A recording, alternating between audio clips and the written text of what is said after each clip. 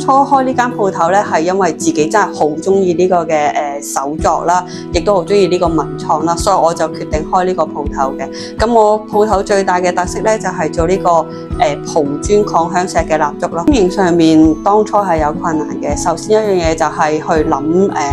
產品啦，咁都會去周圍去詢問身邊嘅朋友啦。咁另外就係宣傳同埋包裝嗰方面嘅。咁宣傳嗰方面咧，咁就要出去擺多啲檔啦，又或者去參加多啲唔同嘅活動去宣傳自己啦，又或者去學習一下唔同嘅